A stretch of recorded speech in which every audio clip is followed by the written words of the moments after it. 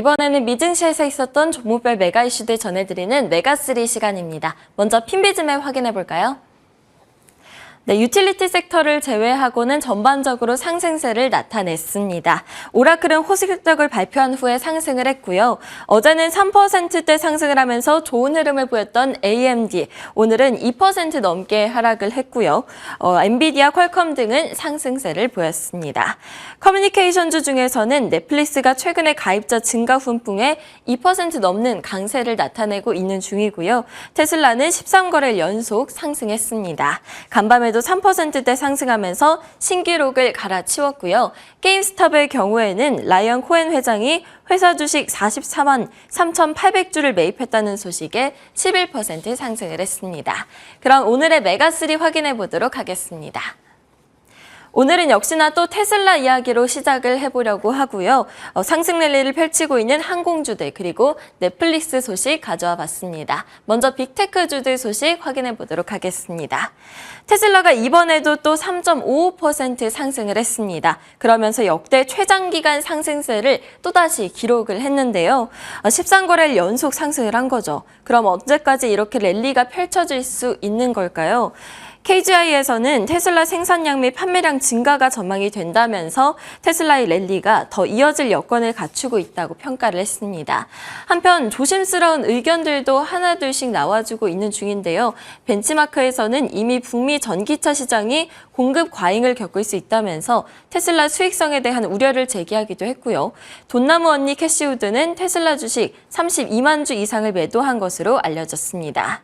한편 애플의 경우에는 UBS에서 투자 의견을 하향하자 0.26% 하락을 했는데요. UBS는 매수에서 중립으로 투자 의견을 하향을 하면서 아이폰 수요 감소에 따라서 매출 타격을 받을 수 있을 것이라고 이야기를 했습니다. 두 번째로 살펴볼 이슈, 이번에는 어제는 크루즈 관련주들을 가져왔는데 오늘은 항공주입니다.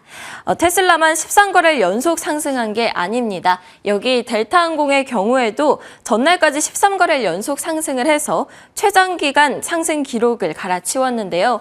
간밤에만 3.38% 상승해서 14거래일 상승을 기록을 했습니다. 항공주들에 대한 우호적인 투자 심리가 작용한 것으로 풀이가 되고 있는데요. 항공기 수요가 증가하는 더운 여름 시즌이 다가오고 있고 그 수요가 견조하다라는 거죠. 울프리서치에서는 델타항공에 대한 목표 주가를 38달러에서 43달러로 높여 잡았고요. 이번 실적 발표에서 긍정적인 소식을 기대한다고 밝혔습니다.